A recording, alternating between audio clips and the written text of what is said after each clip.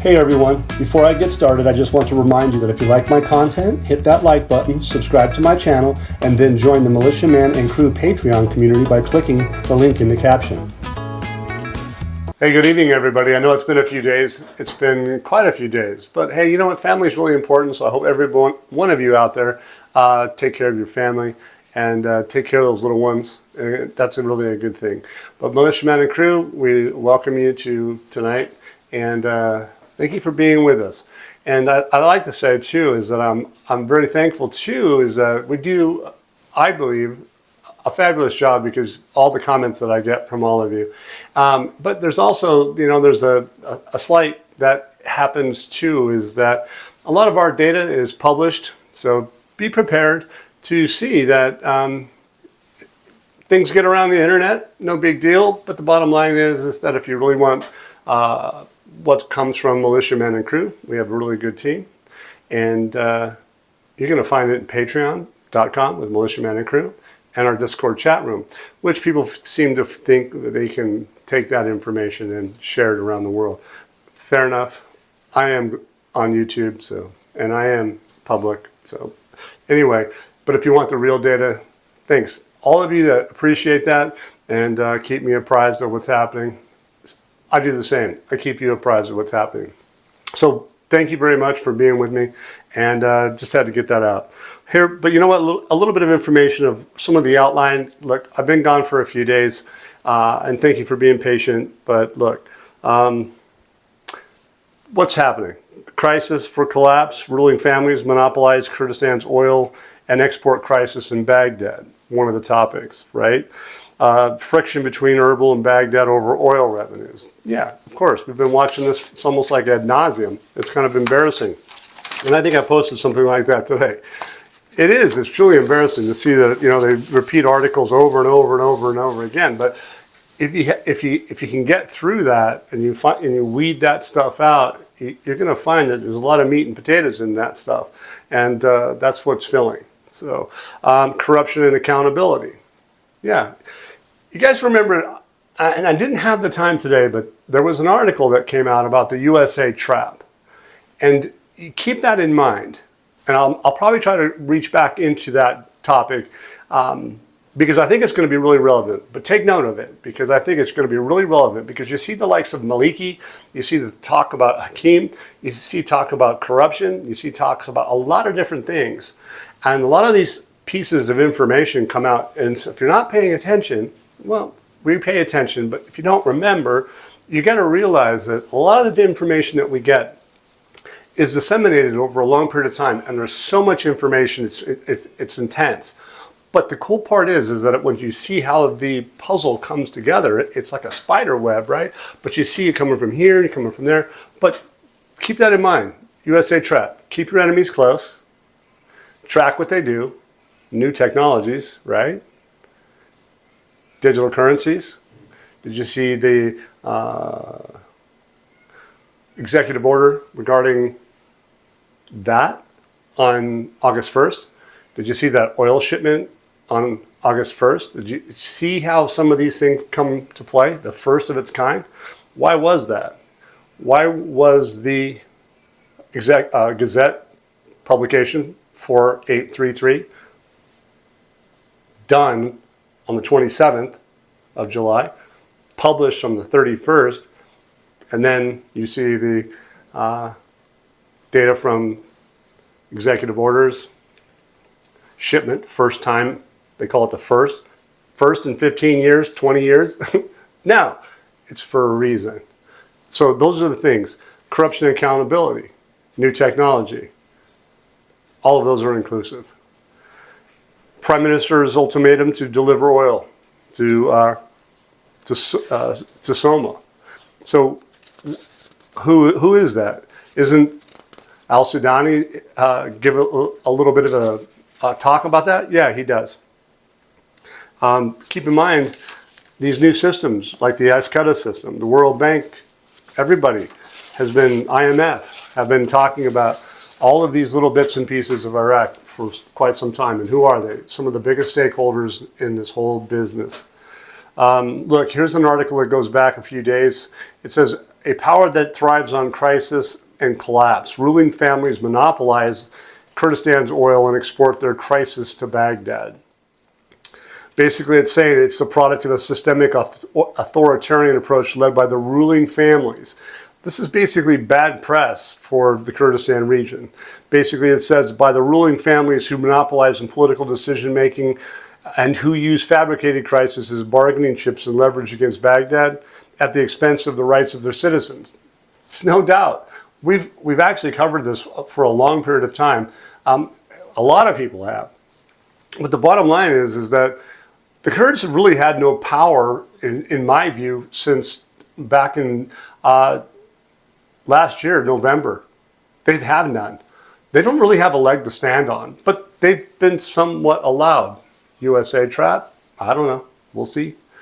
Because what? They've been allowed to do that. Because all that data that's being accumulated because of the new systems is going to be front and center, transparent, accountability, all those things, right? Okay. Opposition voices have risen from the region, pointing out that the ruling family in Erbil treats oil as a personal property. So the rulers, Kurdistan region, they feel oil is their personal property. Imposing its grip on resources, ports, and salaries. And it says promoting false image of stability and progress, driven by external, regional, and Western support. So they're throwing out fake news. Effectively, I guess that's what it's talking about. It says, this gentleman says, Sharif describes the situation in the region as no longer a passing political or financial crisis, but rather a state of organized robbery, perpetrated by a caretaker government run by a tribal minority that monopolizes the key state institutions. They're talking about the Kurdistan region. So they're getting some bad press. Financial crisis in the region did not arise by chance, but has been managed for more than a decade as a tool of pressure and bargaining. They go on and says the delay in salaries was never due to a lack of funds, but rather to the use of those funds for the interests of the ruling class. Unbelievable, but it is believable because I think we've been witnessing it, all of us have. Here in a statement, this gentleman by the name of Shinar Amwar, it says only one parliamentary session has been held, so they haven't really done anything. It's since last December. Isn't that interesting? They've kind of lost their position. What did I say? Late November. Here he says since last December, and says service institutions are without support at a time where there's more than 79,000 people with special needs. So they're talking about specific people with special needs not getting what they need, with services not even reaching 1,400 of them. Wow. I mean, that's sad. It doesn't paint a good picture. And as we all know, news is good, news is bad. But ultimately, you're going to see that actions mean everything. So it says a former deputy, here's another one. Former deputy stresses the need to take strict measures against the ruling authority in the region. Okay, so there's a former deputy. Well, the former deputies don't necessarily mean much, but bottom line is it what? It's bad press. He also highlights the importance of linking employee salaries to the federal government. Okay, so why haven't the Kurds done that yet? They've had the opportunity. All right. It says the Kurdistan region is very bad due to the policies of the ruling authority, its delay in delivering salaries to employees and other eligible groups, and failure to resolve the issue in a comprehensive manner with Baghdad. They just haven't done that. He goes on and says the federal government is required to take strict measures against the regional government and not against the citizens of Kurdistan, especially after the deterioration of the people's financial and living conditions to very low levels. And it says huge debts incurred by citizens in markets and shopping centers due to the policies of the ruling authority. So in other words, they're forcing the citizens, I guess, to get on credit and go in debt to feed themselves. I don't know. Is that bad press? I would say so. I'm pretty sure that I got a feeling that you guys, we're going to talk about that USA trap very soon. We'll see. Because I'm going to probably go back and dig into it. But anyway, that's just some of my speculation, you guys. But Parliamentary Transportation Committee announces the completion of the final draft of the Maritime Law Authority. Why is this important? Well, we got trucking, maritime, shipping, air travel, getting their information, their airspace, getting their information done and getting it set up so that they can get airspace in Europe is going to be a big issue. And they've really done a lot to maintain that. But anyway, there's a law in here that's talking about this maritime law aims to regulate and develop the Iraqi maritime sector, enhance its role in supporting the national economy, and restore Iraq's sovereign role in territorial and international waters. They just kicked out a ship, did they not? They say it's the first one. They did it on August 1st, did they not? See how this stuff kind of fits? It's fascinating. Okay, here's another article. It's called Chaired by the Prime Minister. The Higher Committee for Reconstruction and Investment approves a number of investment projects. Okay, so one of the biggest things that we haven't seen is that we've seen all the talk and the banter about, until you're just sick in the face, about them not doing the salaries and the oil and investment. Right? They can do, said time and time again, operational side of the budget, paying salaries, which they've been doing for those that are qualified or proven to be entities that deserve it, and investment for the citizens, for specific citizens' needs constitutionally.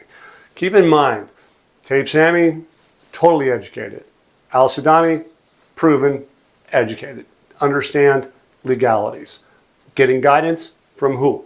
The biggest stakeholders in the world. And those are all of the 3, 4-letter acronyms. I won't go into them, but think about that. The Ministerial Council of Economics was put in place the day that Al-Sudani took office. Read it, understand it. If you know your investment, you should feel confident. I do. I'm not even going to finish that one. But the bottom line is here's another one. It's called Customs Invites Companies Registered with the IQD system. Oh, isn't that one of those new systems that the Kurds are probably having a fit over because they got trucks and trucks and trucks and trucks? They call them tankers. They probably are. They're not like super tankers, but they're tankers and they mean something. IQD system is going to weed that out. That technology's been paying attention back to the trap, right? Be careful. Don't think that all these things that are happening and taking place aren't being noticed.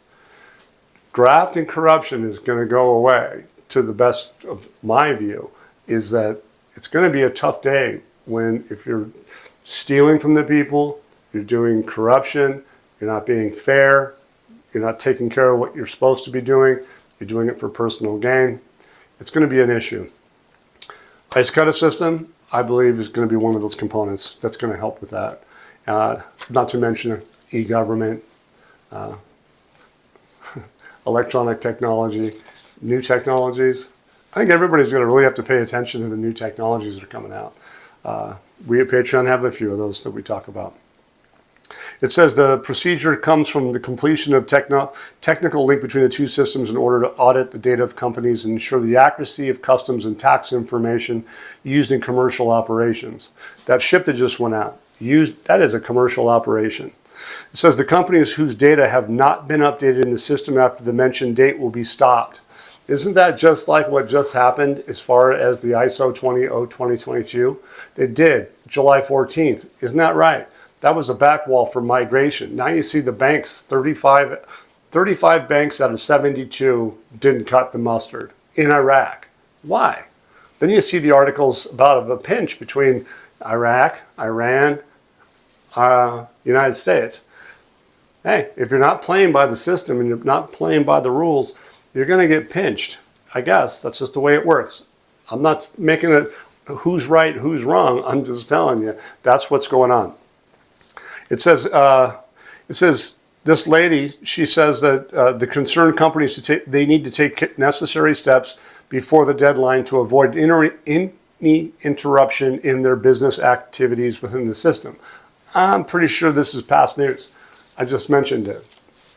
But again, they're suggesting it's fresh. I probably think it's probably a day late, dollar short, or a dinar short.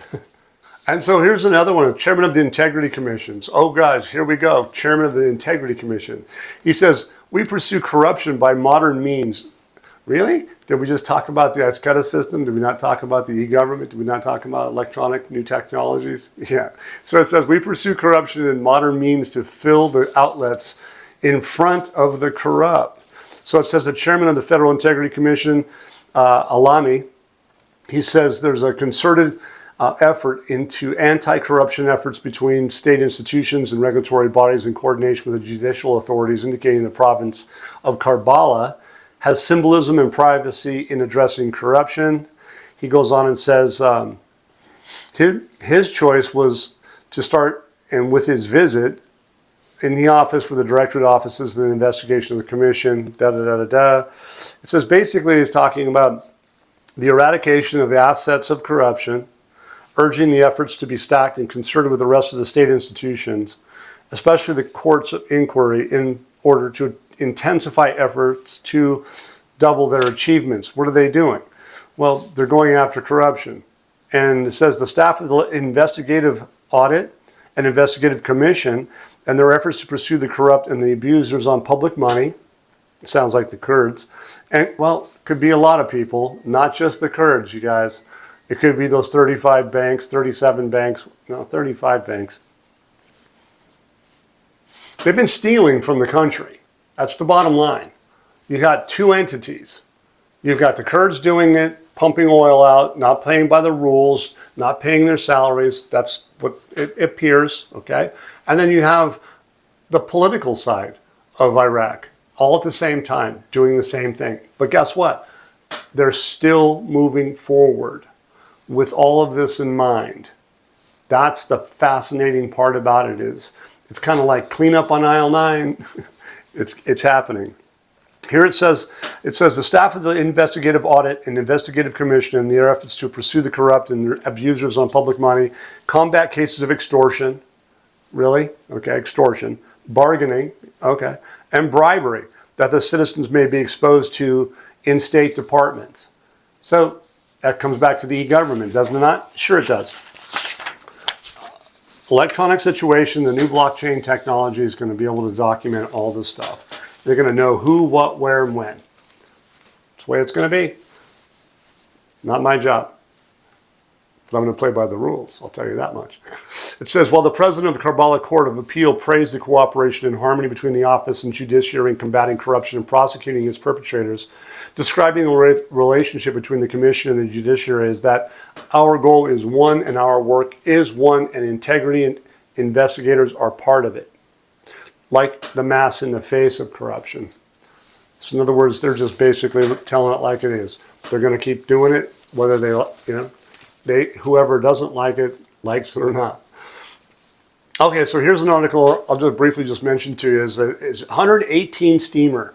Okay, it says Iraqi ports trades 1 million tons of goods during July. Really? Think about that. Are they moving forward? 100%. Iraq has made extensive progress over the last 2 years. The reforms they've done their job, they show they've done their job, and it's creating the economic environment that Iraq is totally shaping up. All systems are working, as we talked about the accession system. Are they working in synchronization? I would say absolutely. It's because if they're working in synchronization, the accession system, all the borders, and airports, trucking, all of those systems are working. They're working in synchronization, 100%. Excuse me. And it says, here's another article, and I'm almost done. It's going to be a little bit lengthy of a video tonight, but sorry, but look, here's one that says, the form of a permanent high-level committee between Baghdad and Erbil to unify customs and duties development. It says, Iraq Ministerial Council of Economy, the MCOE. Again, I'm not going to reiterate. You guys are going to need to know who these people are and what they mean when they get together and they talk. It's the central bank, it's the trade office, it's the Ministry of Finance, it's Labor of Social Affairs, it's the central bank governor, it's the president of the Securities Commission. All those people are involved in this when they have talks. So when you see that, like I have, I've been focused on it for a long time. And who else is involved? Well, here it says that the World Bank report with the proposals and recommendations submitted by the committee, which is the MCOE, concerned with the study of the bank's indicators in the business sector, which include taking the necessary measures to implement the reform paragraphs contained in this executive plan. It's an executive plan, so there's going to be an execution aspect of it. Okay, and within specific dates. Specific dates. Isn't Al-Sudani always been very focused on time frames? World Bank, specific dates, especially simplifying procedures, amending laws and legislations, improving services, the business environment, and investment, switching the use of digital technology. Okay, it's kind of fluff. But the bottom line is they're working on it. Digital technology is going to rock our world. And I don't just mean in Iraq. It's going to be on a global level, you guys. Here's one. Well, we're still talking about the WTO, right? Ministry of Commerce discusses developments regarding Iraq's accession to the World Trade Organization with the British Embassy. Well, I think that the British Embassy has an interest in Iraq. Why? Well, weren't they part of the coalition forces? Don't they have dinar? I think they do. What about the United States Treasury? Do you think they have some? I think they do.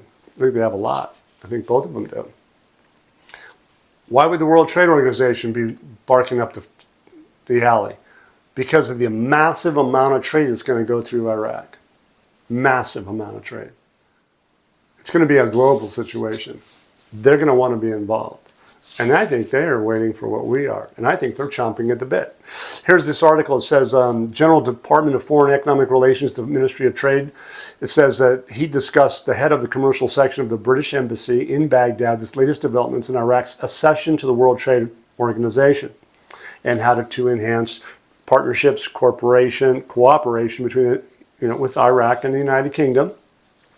Hal Hashimi, he reviewed the most prominent developments and achievements made by the ministry in coordination with the relevant Iraq ministries and authorities to complete the requirements for the World Trade Organization.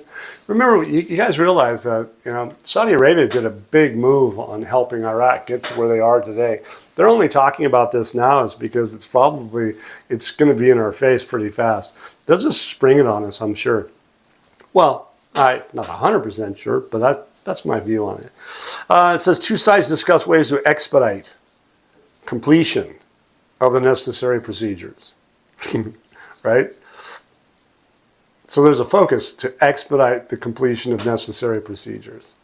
So as our good friend over across the pond, Pompey Peter, likes to say, they got a wiggle on. And I think that's appropriate. The head of the commercial section of the British Embassy renewed her country's support for Iraq's accession to the organization, noting the United Kingdom's readiness to provide the required support through cooperation and partnership and programs contribute to the development of institutional competencies. Two sides praised the level of coordination and joint cooperation and stressed the importance of continuing that communication to achieve progress, and again, of issues of common interest, developing economic trade and relations between these two countries. So basically, what is it? There's no doubt that this meeting has been a good sign, and I would imagine that the WTO chomping on the bit, the bit's been chomped quite a bit because it's probably been chewed through. They're going to make a lot of money on this, you guys, and there's no doubt about it. But Iraq is on board. They're looking like they want to be on board. Okay, so here's one again. Back to this. I like to go with the positive and then back to the negative, and then but tie it into some positive. How about this? Kurdish sources: Erbil refuses to hand over non-oil revenues and prevents Baghdad committees from auditing. Well, if you're playing by the rules, then why would you do something like that? I don't know about you guys, but when you get a compliance department, I don't know what professional businesses everybody have, but when you have a compliance department, they want answers. They don't go away, okay? You have to resolve the issue. I just know these things. And I'm telling you from personal experience, you make a mistake, you need to resolve it. If you're accurate, you need to tell them why you're accurate. That's the part I like, is because I know these things. Because I've been part of that, where I've been called on the carpet before. And I know that when I do my work, I give accurate information. I do that to the best of my ability, and I support my work. And that's why Patreon is so successful. That's why our Discord chat room is really good. Is because we got people that realize, that understand that I know that I do the best that I can. I'm not perfect, just like everybody else. But the cool part is that I know that when you have a problem, it needs to be addressed. There's a lot of people out there that are stealing information from a lot of different entities around the world. But the bottom line is, I don't represent myself as someone that does that. I give the real information. There's a lot of people out there in our internet system that like to come in and enjoy our work. And hey, they may be a member, but they silently go in and take it to other sites. And fine, you guys do what you do. But we know that you do that. And you know what? It's on you. I hope you guys really enjoy my work, because it's on me, because that's the real data. It's coming from me. And so that you guys on MM Exile, on Telegram, God bless you guys. And if you played by the rules, I wouldn't be saying this right now. So that's on you guys. Kurdish sources. Erbil refuses to hand over non-oil revenues and prevents Baghdad committees from auditing, right? So again, these guys are focused in on this. I'm thinking Al-Sudani is basically put everybody on notice that, look, if you're not gonna play by the rules, you're gonna have some problems. And here again, Al-Sudani comes back out. He says 1 week ultimatum to deliver oil, salary, and decisions that have been delayed. He basically says that Al-Sudani has given the Kurdistan Regional Government 1 week deadline to hand over available oil, linking the release of delayed public sector salaries and implementation of key oil and financial agreement between Erbil and Baghdad. It says, according to a source, it says Tuesday's meeting of the Council of Ministers, Al-Sudani reaffirmed the KRG must fulfill its obligations under the existing deal, which was designed to resolve Kurdistan's salaries. Okay. There's more to it. Come into Patreon and see it. It says, despite these complications, the ministers emphasized the need to implement the agreement and gave the KRG 1 final week to comply. Bottom line, pressure is mounting. Regardless of the excuses, right or wrong, from the Kurdistan region, it sounds like Al-Sudani. And I think he's probably going to have the help of the United States. I wouldn't be surprised if he has the help of the coalition forces. And I wouldn't be surprised if he has the British Embassy, for instance. We just talked about them. I think there are everybody that's doing big business. If you see that, some of the names that are the big companies that are coming in, you got Chevron, you got BP, you got all these different names, big companies coming in and being in Baghdad on the 6th and 7th of next month. Why are they coming in? Why are all these big companies coming in? The largest in the world to do business. Really? They're going to have a clean slate. They're going to have things cleaned up. I wouldn't be surprised if a lot of those folks that are bucking the system are on notice and they realize it big time. Those 35 banks, they have connections to nefarious issues. Sounds like it. Here's another one. Final evasion of oil and smuggling. The region swallows salaries and shirks its obligations. Totally, right? It says violations of the Kurdistan Regional Government implementing financial agreement with the federal government continue. It says amid clear indications the region is evading its agreed upon obligations. Evading. It's like running through a red light and not stopping with the blue lights behind you, right? Okay, evading arrest. Okay, despite receiving approximately $900 billion, or 900 billion dinars in salaries that go on to that. It says basically the KRG continues to justify its delay in resuming oil exports through the federal channels with a pretext related to targeting oil fields. Basically what they're saying is it's utter nonsense. And they're just using it as a tactic. That's basically my view. Come in and read the article. It says this is due to the continued smuggling of approximately 250,000 barrels a day via tankers in neighboring countries. There's pictures of tankers constantly going across the border. You don't think that the United States Embassy or even the Newark consulate and or Iraq security doesn't see that happening with new technology? Really? Yeah, the USA trap. I'm telling you, keep your eyes peeled. We're going to see if that happens. And I'm not saying pointing fingers. It could be the UK trap too, right? It could be the German trap. It could be the China trap. I don't care. It doesn't matter. Bottom line is there's an article out that talks about that. It says the KRG is using Baghdad's injustice as a pretext and ignoring oil smuggling revenues. I mean, okay, here we go. They're being accused for doing what? There's repeated talk about the central government. We're talking about the Kurdistan region. Government's injustice does not justify the region's inability to secure salaries and dues from oil revenues, stressing that transparency is completely absent in the mechanism for managing the regional government's oil revenues amid suspicions of smuggling and squandering of public funds. This guy goes on and says, attempts to justify the region's financial and administrative failure by blaming Baghdad while deliberately ignoring huge revenues that are not subject to oversight and accountability. Okay, so that's that. But think about this for a second. How many court cases have you seen dismissed against al-Sudani and Taif Sami in the finance ministry? Numerous, right? How many times have we seen a publication in the Gazette that specifically talks about internal regulations and financial lists at a time like now? At the same day, they kick out that ship. No, actually it was done before. I told you the 27th of July was done. 31st, printed in the Gazette, published to us on the 31st, and they kick out that ship.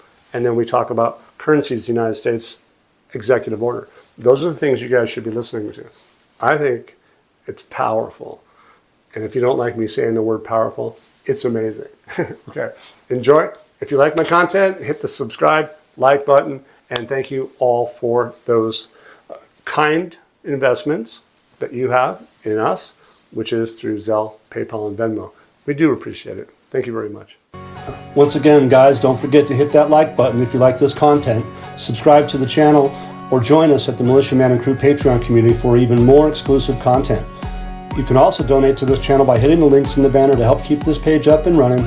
Your generous support is greatly appreciated, as always. Much, much appreciated. Thank you so much and have a great day.